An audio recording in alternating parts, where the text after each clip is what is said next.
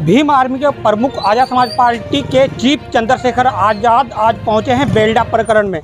पीड़ित परिवार से बात की है और क्या कहा चंद्रशेखर आज़ाद ने, दिखाते हैं। बात करेंगे। पहली आपकी ये कि इनमें 3 लोगों की भूमिका, एक वो जिनका बच्चा मारा, एक वो जिन्होंने मारा और एक पुलिस। तो जिसकी सरकार होती है उसकी पुलिस होती है, तो वो तो दोनों पक्ष एक ही हुए, उनको 2 हिस्सों में तो नहीं जोड़ा जाता। ये वो पक्ष है, मेरी बात, जब तक न्याय नहीं मिलेगा तब तक लड़ाई जारी है। अच्छा, आयोग का भी। रुड़की के बेलडा गांव में दलित युवक की संदिग्ध मौत के बाद तनाव। बेलडा गांव में 2 पक्षों में जमकर बवाल हुआ है। खबर रुड़की से, जहां पर बेलडा गांव में 2 पत्थरबाजी की तस्वीरें रुड़की के बेलडा गांव की हैं। बेलडा गांव में हिंसा के बाद तनाव। मैं गरीब है, हम लोग गरीब है, हमारी जांच तो होती ही नहीं।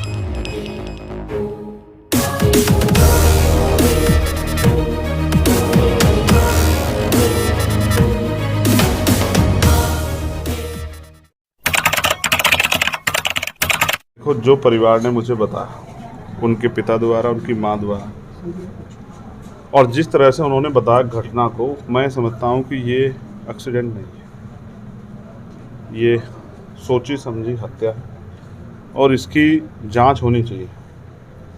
कानून तो ये कहता है अगर कोई भी कहीं अपराध हुआ है तो उसका मुकदमा दर्ज होना चाहिए अगर पीड़ित परिवार चला गया, और फिर उसकी इन्वेस्टिगेशन होनी चाहिए। लेकिन 24 घंटे तक इस मामले में मुकदमा दर्ज नहीं। रात को 3 बजे जिन लोगों को बुलाया जाता है उनसे 3 बजे साइन करे जाते हैं। हम पे इसका रिकॉर्ड है कि पुलिस ने क्या कार्रवाई की, और 8 बज के 10-12 मिनट पे मुकदमा दर्ज दिखाया जाता है। तो ये सीधी समझी, सोची समझी पूरा प्लान है कि जिन लोगों ने हत्या की थी उनको कैसे बचाया जाए, और उनको बचाने के चक्कर में पुलिस ने बहुत बड़ी बड़ी गलतियाँ की है। ऐसा एक भी पुलिसकर्मी नहीं बच पाएगा। जब हम कोर्ट में इन सब तथ्यों को रखेंगे, उन सब पे मुकदमे चलेंगे, वो सब जेल जाएंगे, उनकी नौकरियां भी जो है ना वो बचेंगी नहीं। देखो, पुलिस की वर्दी जनता की सेवा के लिए, जनता की सुरक्षा के लिए, लेकिन अगर पुलिस रक्षक ही भक्षक हो जाए, कितनी बार पीटे जाएंगे दलित समाज के लोग। पहले इनको वहां रुड़की में पीटा, फिर यहाँ पुल पे पीटा, फिर गांव में लाके पीटा, और उसके बाद कोई घर ऐसा नहीं बचा। देखो, जहां मैं हूँ, जाति राम जी घर है, ये बीमार है, उनके पैर पे चोट लगी, वो दवाई लेके आए थे। पुलिस ने और पुलिस के साथ जो आपराधिक तत्व आए थे, गांव के थे या गांव से बाहर के, उन्होंने जो पुलिस संरक्षण में चिन्हित कर करके जवान बच्चियों को, महिलाओं को, बेटियों को, नौजवान लड़कों को, बुजुर्गों को जैसे पीटने का काम किया जानवर की तरह, ये दर्दनाक। और हम गुलाम भारत में सुनते थे, ये अब से 20-30 साल पहले पलायन हो जाते। आज इस गांव में ऐसी स्थिति बनी हुई है। इसको धर्मनगरी कहा जाता है। यहाँ बहुत बड़ी बड़ी बातें होती हैं, यहाँ सरकार है, प्रशासन, सब कुछ है, फिर भी मैं जाति राम के यहाँ हूँ। उसके पैर में चोट लगी है। उसने मुझे बताया कि पहले मुझे वहाँ पीटा गया, उसकी कमर पे लाठियों के निशान है जो जख्म के रूप में, फिर उसने मुझे बताया कि मुझे यहाँ खींच के लाए, मुझे यहाँ पीटा। और मैं जिन महिलाओं से मिला उन सब ने बताया कि उनको पीटा गया, ऐसी ऐसी जगह जख्म है, उनको गलत तरह से छुआ गया, गलत तरह से उनके शरीर को जो है ना अपमानित किया गया। जब पुलिस और अपराधी संरक्षित हो जाए, संगठित हो जाए और उनको संरक्षण हो, और वो ये सोच लें कि ये जानवर हैं, तो फिर ये सब चीज़ें होती है। ये हमने कई बार देखा। मैं परिवार से मिला, परिवार दुखी है, उनको न्याय मिलना चाहिए था। लेकिन आज उनके समाज के इस गांव में जैसे वोटर लिस्ट निकाल के चिन्हित करके, और पुलिस ने सबसे बड़ी मिस्टेक ये की कि जो बच्चे यहाँ थे भी नहीं, उनके भी नाम, जो कंपनियों में जिनका एविडेंस है, उनके भी नाम जो है ना दर्ज कर दिए। पुलिस की सबसे बड़ी मिस्टेक से पता लग रहा है कि ये सब प्लान है, और पूरा प्लान इसलिए है कि आरोपियों को, जिन्होंने पंकज की हत्या की, उन आरोपियों को बचाया जाए। और इस पूरे मामले को कि हम ये न्याय की आवाज़ न उठाए, तो इसलिए पहले दलित समाज को इतना प्रताड़ित किया जाए कि आवाज़ उनको ये वो इस गलती में वो ये भूल गए कि आज इनका संरक्षण करने वाले, इनके लिए खड़े होने वाले, इनके लिए लड़ने वाले बहुत सारे लोग हैं जिनको इन्होंने वोट दिया। अगर वही चुप हो जाएंगे तो चंद्रशेखर आज़ाद थोड़ा चुप हो जाएगा।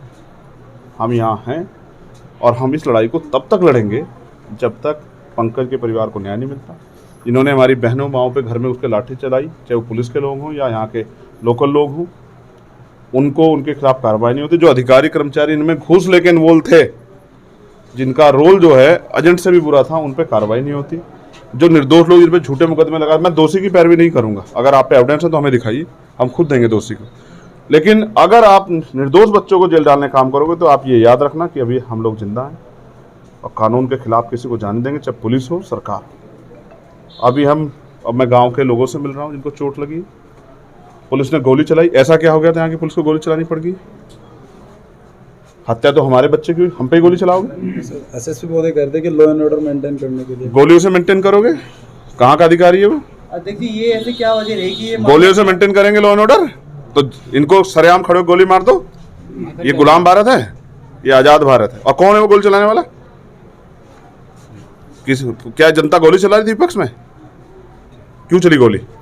गोली इसलिए चली कि इनका मनोबल टूट जाए और इनके हौसले टूट जाए, और जब इनकी बहन बेटियों को सरेआम नंगा किया जा सके, इसलिए चली गोली।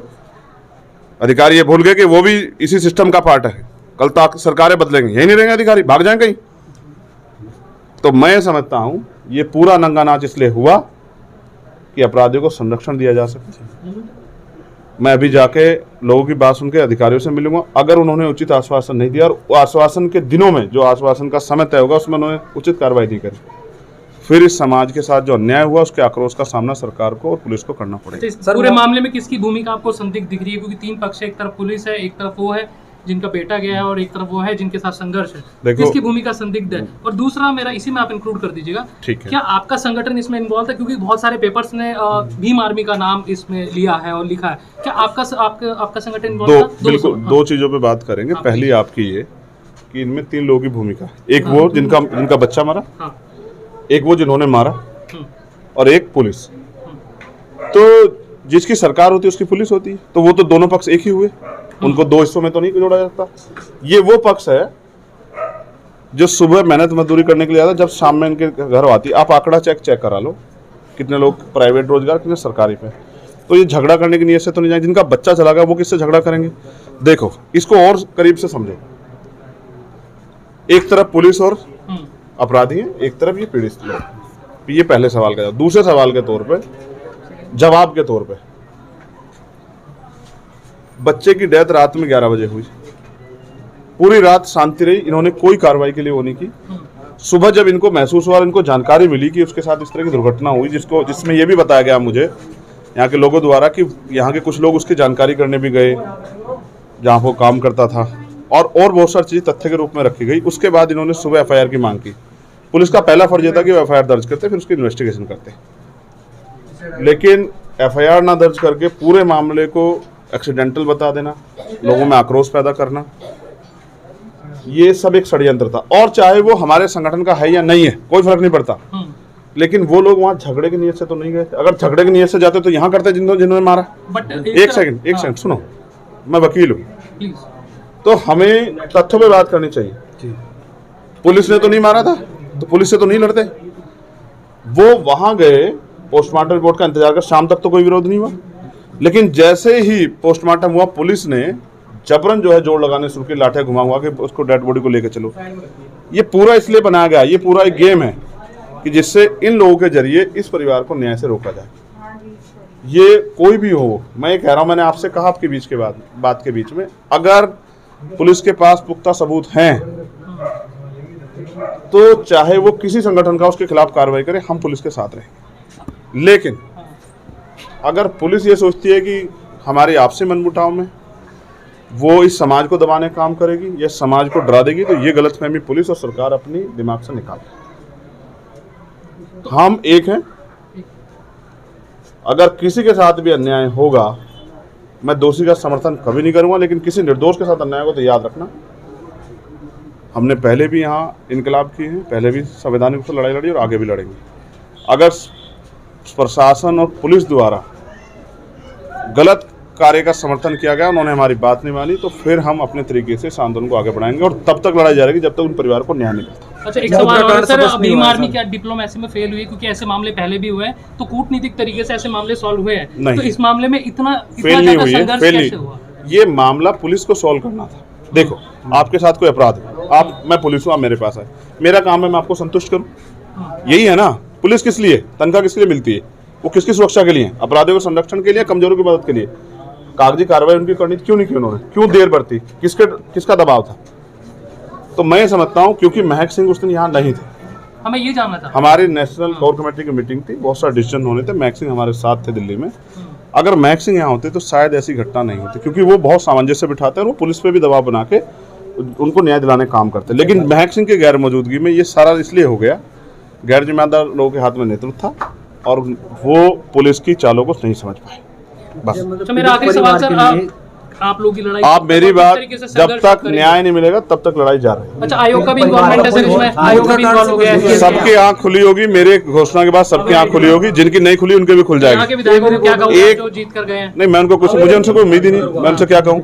मैंने तो लोगों से भी कहा, मैं आया था यहाँ जिला पंचायत के चुनाव में, मैं इस पर बात, मैंने उनको समझाया था कि इनके भरोसे मत रहो जो सिर्फ आपसे वोट का रिश्ता रखते हैं। अगर आज यहाँ हमारे लोग ताकतवर होते तो हम इस सरकार से जवाब मांगते हैं। भाई साहब, पीड़ित परिवार का कोई वोट नहीं है तो उसके लिए क्या कुछ? हाँ, उसके लिए हम लोग मुआवजे के लिए सरकार से मांग करेंगे, समाज से जुटाएंगे और हम लोग अधिकारी कर्मचारी को मजबूर करेंगे कि जिस परिवार का बच्चा चला गया है वो उनके संरक्षण करें। सरकार में टैक्स देते हैं हम लोग जी, तो सरकार का जो पैसा हमारा पैसा, अगर वो हमारे हित में नहीं काम आएगा तो सरकारों को कोई जरूरत नहीं।